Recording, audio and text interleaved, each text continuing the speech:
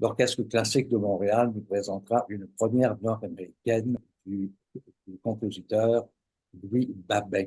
Et Louis Babin a écrit euh, ce concerto pour violon pour une personne en particulier. Et cette personne va l'interpréter, c'est la violoniste invitée, effectivement. Et je ne sais pas pourquoi je ne présente pas tout le monde tout de suite, parce que Sylvie connaît très bien nos deux invités aujourd'hui. Alors, je vous laisse partir à la chose. Oui. Louise Monteau Mhm. et Louis Babin. Bonjour à tous les deux. Salut tous les deux. Bonjour. Salut, salut. Tara Louise, tu nous parles de Washington. Oui, oui, je suis basée à Washington, D.C., mais à Silver Spring, juste à côté, et en route éventuellement à Montréal. Mais il a fallu Et, faire un petit arrêt ici, de la France, D.C., Montréal. et Louis, tu es à Montréal, Non, à Laval. à Laval. À Laval, juste au nord. Et Louis, dans quel contexte as-tu créé ce concerto pour violon? En quelle année? C'est en 2015. En réalité, je l'ai écrite en 2014, mais ça a été créé et terminé en 2015. C'est la violoniste française Marie Cantagril qui m'a commandé l'œuvre. Et j'étais plus qu'heureux de me plier à sa demande. Euh, et la particularité de cette pièce, c'est que Marie, je l'avais rencontrée une seule fois avant. J'étais à Toulouse et elle est dans les Basses-Pyrénées. Alors, on s'était donné un rendez-vous parce qu'à l'époque, elle avait l'orchestre à cordes d'Ariège. Et c'est de cette manière-là qu'on s'est rencontrés et que je l'ai connue un peu et qu'elle m'a raconté qu'elle était en rémission du cancer. Ce qui fait que lorsqu'elle m'a commandé l'œuvre, l'idée du phénix s'est imposée à moi, c'est-à-dire la renaissance. Euh, Prendre une nouvelle direction dans la vie. Et c'est la raison pour laquelle je me suis inspiré de l'histoire mythologique fabuleuse du phénix, où on a le phénix qui sent qu'il va mourir, qui meurt et qui renaît, et qu'il revient à la maison. Tara Louise, tu es membre de l'Orchestre classique de Montréal, mais cette fois, tu joueras ce concerto. Pourquoi ton choix s'est arrêté sur ce concerto de Louis?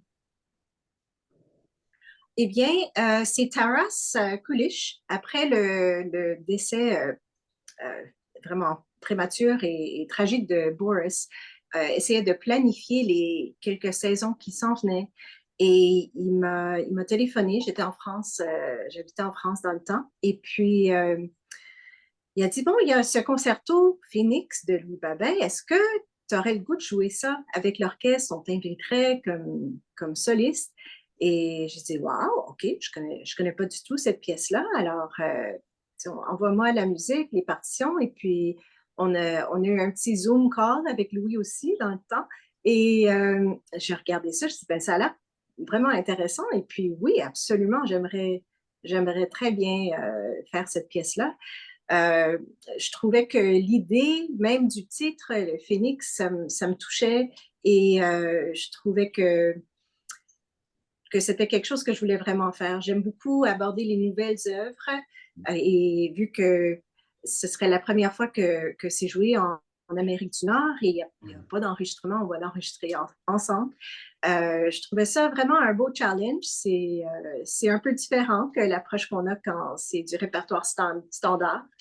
Alors, c'est ça, je suis très, très heureuse et avoir après étudié la pièce et j'entends la partie solo de violon, j'ai très, très hâte de mettre ensemble avec l'orchestre. Louis Babin, il faut dire qu'au départ, vous étiez altiste, ai-je appris. Vous êtes ensuite devenu trompettiste et avec beaucoup de talent, ai-je entendu aussi.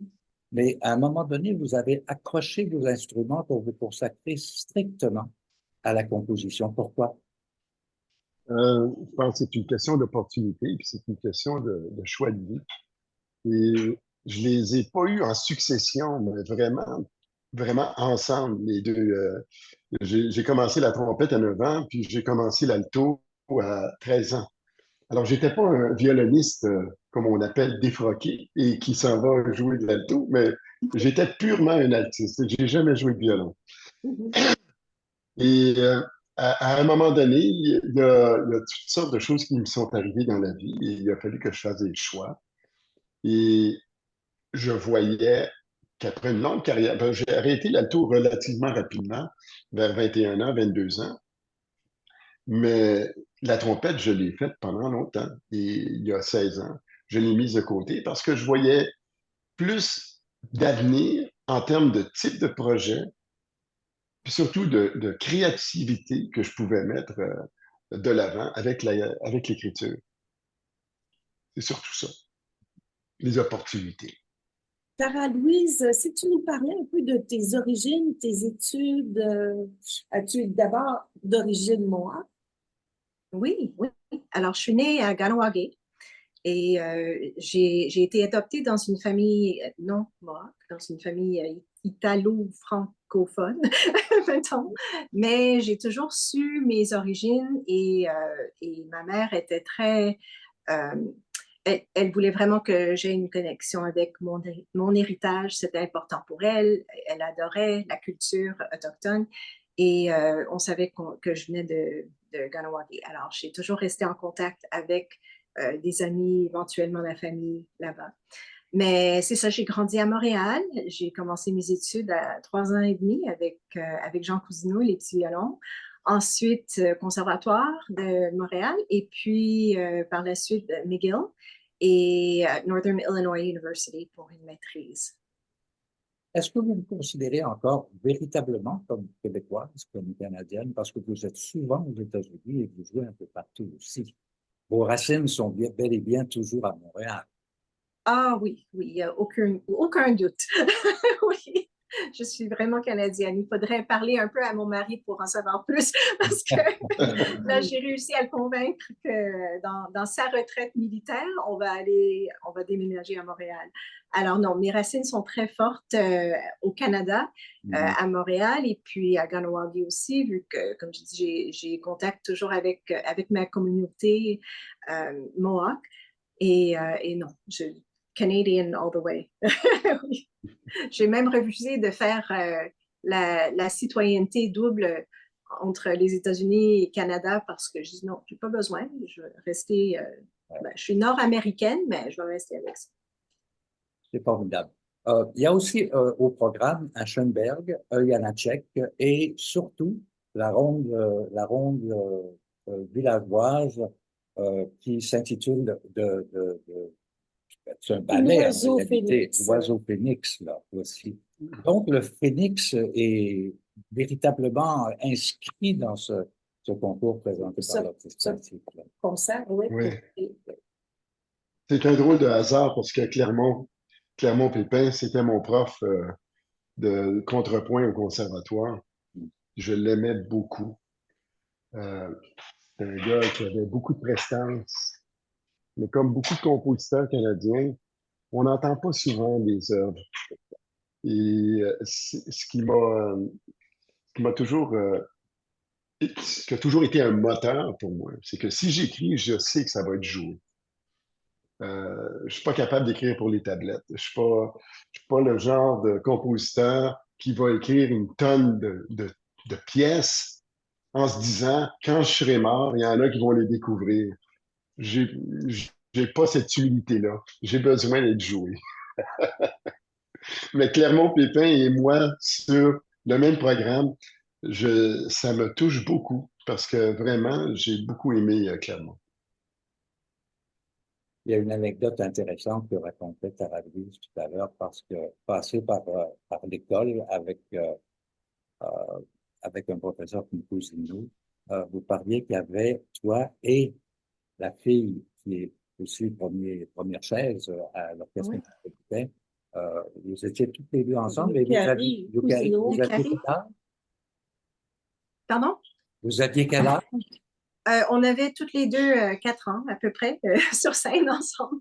C'était notre premier concert avec l'ensemble sur scène avec Jean Cousineau. Alors, oui, on a des belles petites photos de nous deux. On était comme les deux plus petites en avant de la scène avec les petites jupes encore comme dans le temps qu'on faisait. Mais oui, oui, On est tellement dans, c'est beau de voir Yukari ouais, on est faire tellement une dans belle carrière. l'actualité. On est tellement dans l'actualité avec les réseaux sociaux et tout ça, que des fois on oublie le passé. Et c'est le passé qui nous a formés. Je pense à Sylvie, elle a commencé à cet âge-là à peu près. Louis Babin, ça doit être la même chose aussi. Donc, vous êtes des jeunes vieux ou des vieux jeunes encore. Qu'est-ce qu'on Ouais. pense, Louis? Ouais, J'espère. écoute, c'est drôle parce que comme ça fait 16 ans que j'ai mis la trompette de côté, donc je ne suis plus un praticien, sauf que je dirige. C'est ça qui est mon lien avec la scène maintenant. Euh, c'est comme si j'étais un jeune compositeur dans un vieux corps. C'est un petit peu ça que je ressens. Oui. C'est vraiment ça. Justement, si on parlait de tes projets, Tara Louise, après ce concert, il faut rappeler que ce concert sera présenté à la salle Pierre Mercure le 27 février 19h30. Mais là, ensuite, tu retournes, j'imagine, à Washington, Tara Louise. Oui, oui. J'ai ma famille ici et j'ai mes deux petites filles qui ont besoin de moi. Alors, oui, je retourne ici et puis, comme je dis, je vais voyager comme une fois par mois à peu près Est-ce que tu as des pour projets faire aux des concerts. États-Unis? Pardon? Est-ce que tu as des projets aux États-Unis? Euh, alors, je vais aller jouer avec l'Orchestre symphonique de Virginie la semaine après que je reviens ici. Mhm. Mais à part ça, non, non, je garde mon temps pour faire mon propre travail et puis pour aider mes enfants aussi. Et tu reviens faire les concerts euh, de l'Orchestre classique de Montréal. Exactement, oui. Oui. Et Louis Babin, de ton côté, est-ce qu'il y a des projets dont tu aimerais peut-être nous parler en exclusivité? Oh, en exclusivité. Mais ce que le monde ne savent pas, c'est que le lendemain du concert, Tara Louise et l'orchestre, et cette fois-ci sous ma direction, mais avec l'assistance de Jacques Lacombe, on va faire l'enregistrement de la pièce Phoenix. Parce que lorsqu'elle a été créée, il n'y avait pas d'enregistrement. J'avais apporté mon magnétophone, mais Marie Cantagril, pour des raisons qui lui sont les siennes, ne voulait pas que j'enregistre rien. Ce qui fait que tu as une partition dans les mains, mais du papier, ça ne vend pas beaucoup une pièce. Ça prend un enregistrement. C'est la raison pour laquelle, le lendemain, on va prendre le temps de faire l'enregistrement de la pièce. Parce que quand on fait l'enregistrement d'un concert, surtout quand c'est la première fois qu'une pièce est exécutée par un ensemble, puis qu'il n'y avait pas non plus d'enregistrement avant, tu n'as aucune référence. C'est sûr qu'il va y avoir des beaux moments, mais ça se peut aussi qu'il y ait des petites choses qui fonctionnent plus ou moins. Mais c'est normal, c'est ça le concert. C'est vivant. Ça ne veut pas dire qu'on est des machines, au contraire. Mais le lendemain, on va pouvoir se permettre de prendre le temps là, de mettre ça bien d'équerre. Un super Fait que projet. ça, c'est la chose. L'autre chose, c'est comme je dirige trois chorales, ça donne que c'est très bizarre. La chorale à Val-David fête ses 50 ans cette année. La chorale à Tremblant fête ses 40 ans. Et la chorale à Joliette fête ses 70 ans.